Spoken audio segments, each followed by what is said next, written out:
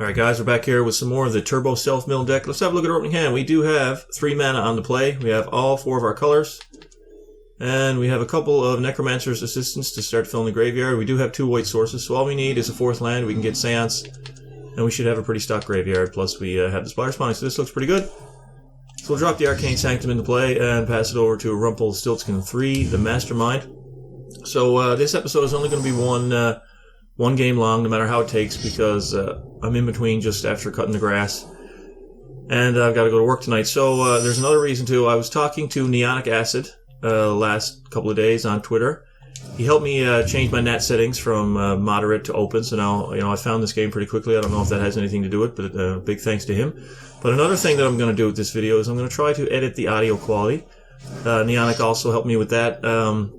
I downloaded Audacity, and he took me through a few tips and tricks on it, because I don't know if anybody's noticed, but there is a loud, high-pitched noise in the background of all of my videos, so I'm working to try to reduce that and maybe just put a bit of polish on the vocal track. So, as soon as I get this episode done, I'm going to move over to Audacity and do some editing. So, what are we playing against? We're playing against a Selesnya Evangel. We've got 2 choices here. We can play the basic and Necromancer's Assistant, but I think the better play is Wayfinder. Search for a tap land, play that, and decide next turn where we go from there.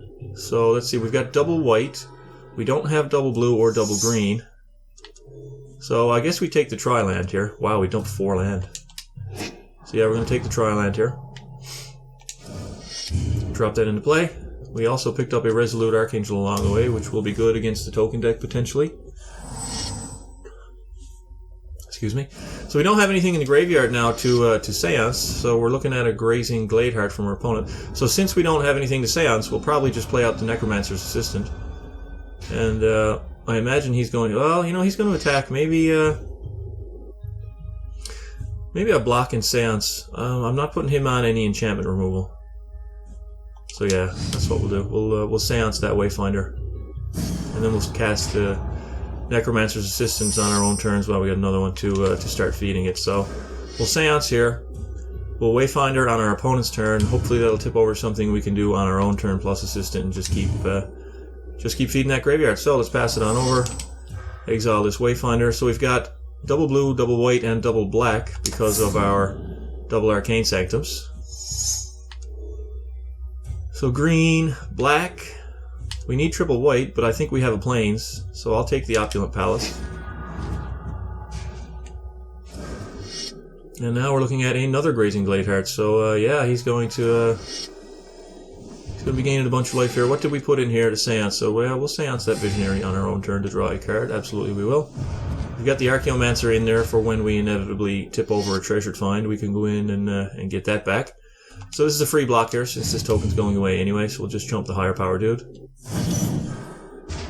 And it'll come back on over to us. Actually, I got a pretty full hand here now. I don't think I'm going to take the random card on this turn. I'm going to put the chump blocker out on my opponent's turn. So we're not going to use that here. Now we're just going to drop down another Opulent Palace and put an Assistant into play and tip over 3 more. And they are Wall of Omens, Visionary. So we got a lot of cantrips in here. A lot of land too, by the look of it. So yeah, I'm not going to be afraid to trade off this Necromancer's Assistant. So I can't really kill anything with the Visionaries. So I'll use Wall just to, deter a block and save some damage for now and draw a card that way. Pick up a Hedron Crab. Okay, that's good. Now we can start really building the graveyard. So he's going to gain, 4 life. So I don't know if we're in a position to hoof this guy. Oh, he's playing blue in his deck. I don't know how I missed that. I guess I was just chatting on. But because we don't have much presence on the board and we're going to be chump blocking, looks like we're probably going to just cast a Spawning and just hide behind that. But Spawning into hoof, that could also work. So there goes the Wall of Omens back to us. And I don't think I really need a card here at this point, so I'm just going to keep the creatures in the graveyard for now. We picked up a Soothsayer. Kind of want to play it, but I really want to get the Hedron Crab started, so we'll play Soothsayer next turn. We'll drop an Opulent Palace here, target ourselves, dip 3 more in there. And then drop an Assistant and tip over 3 more. Alright, graveyard is Graveyard is building up. What have we got in here? We've got a treasured find, so I think I will... How many land do I have in here? Let's count. 4, 5, 6, 7, 8, 9. Plus the 6 on the battlefield. That's 15 of our 24, in the graveyard. Which is pretty insane. So we're not going to attack here. Definitely not going to attack. Are we going to seance anything? Will I just burn the Archaeomancer to get the treasured find right now, or will I wait till I spawn? I don't need the blocker right now. I'll just save it in there.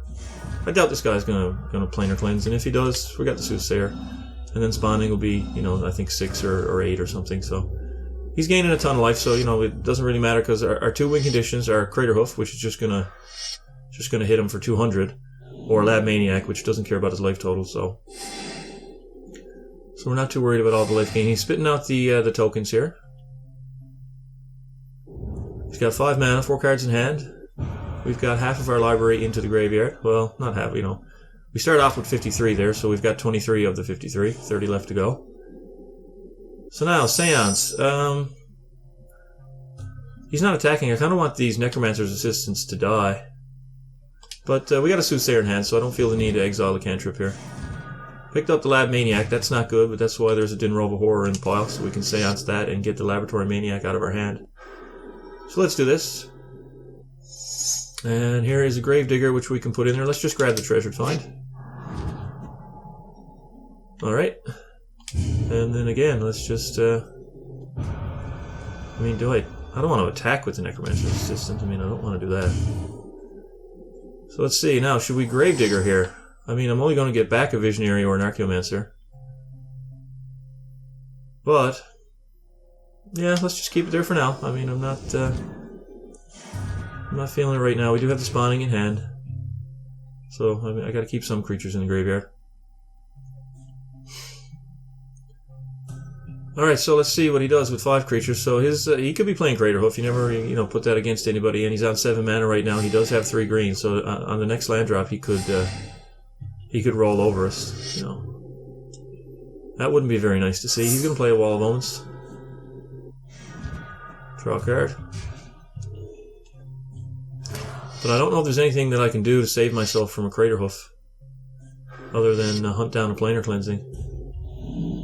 So perhaps I have to start exiling stuff from the graveyard and drawing extra cards now. Probably should have been doing that all along. Not sure. I had the spawning in hand and just kind of wanted to make that half reliable, but I think I'm going to have to start exiling some stuff and drawing some cards now. So let's exile a Visionary. Grab a card. So we pick up a treasure find, and let's dump a Wayfinder here. See what we can tip over, see if we can get that Crater Hoof in there. There's a Soothsayer, a Wall of Omens, and a Wall of Omens. We get to grab a Sandstep Citadel. Put that into play, mill ourselves for 3 more. So we're moving right along. Did we tip over Dinrova Horror yet? No, but we got a Wayfinder and Necromancer's Assistant. But again, if he goes land Crater Hoof, we're in bad shape. So there's the Dinrova Horror. So now we can get the Lab Maniac out of our hand, and we can get a Soothsayer back into our hand. So we can cast that again. So there goes the token over to our opponent's turn. Now we got to stock the graveyard. So, I'm going to Soothsayer in case we tip over a Crater Hoof. Do I do that? Now we're getting fairly close to Lab Maniac, so I'm going to Dinrova Horror. I'm going to bounce my own Soothsayer. And discard the Lab Maniac, so we'll get rid of that. Okay, no basic into Crater Hoof. It's a tap land. Okay, so we're safe from Crater Hoof on this turn. Got the Lab Maniac in the yard. Crater Hoof is somewhere in the bottom 13. Got a Soothsayer in hand plus a Wayfinder in the yard. So we can mill out most of our library here, especially if we grab a land off Hedron Crab. So he's still making tokens. I guess Beastmaster Ascension is a thing, but I can chump block that since they don't have trample. At least for a turn. So there goes Dinrova Horror. Now let's see, what mills us the most here? It's Wayfinder. Or Soothsayer lets us pick a card. So yeah, we'll soothsayer. Absolutely. So, Runescarred Demon into our hand, Crater Hoof into the yard. Yeah. Picked up Shadowborn. Got another Soothsayer. Do we just spawn here? Got Crater Hoof in the yard. Let's spawn. We got 11 spiders.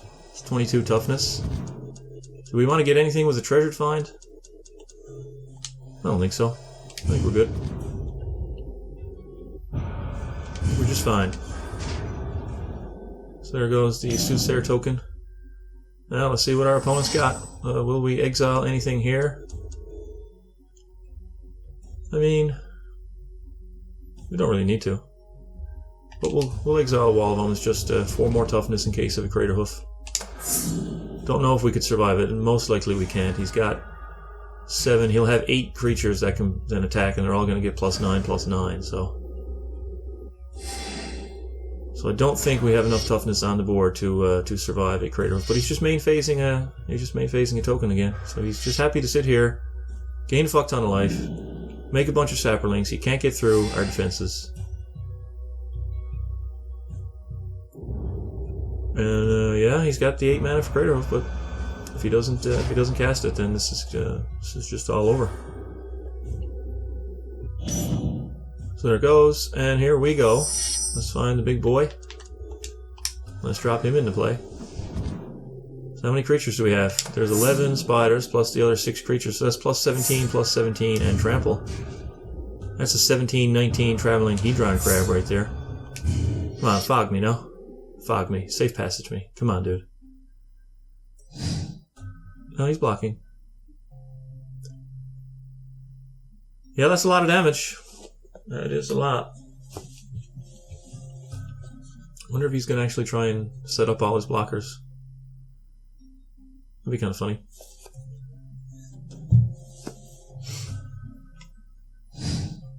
He's going about it. So anyway, big thanks again to Neonic Acid for helping me with getting my NAT type from moderate to open. Said it at the beginning, but I'll mention it here again at the end. And also big thanks for helping me out with the Audacity last night. Hopefully I can get in there now after this video is concluded, after Rumpelstiltskin is done setting up blocks, and get that sound out of there, and go into Movie Maker and do all the stuff we talked about last night, and get this thing sounding pretty. See, so let me know if you notice a difference in audio quality versus past videos. And also let me know, did you hear or notice that high-pitched noise that was going through all the other videos? Because it used to drive me absolutely batshit crazy. Still does drive me batshit crazy, and I'm hoping that I can filter it out with Neonic's help. So yeah, all right guys, thanks for watching this episode of Turbo Self Mill, and we'll see you for some more gameplay tomorrow.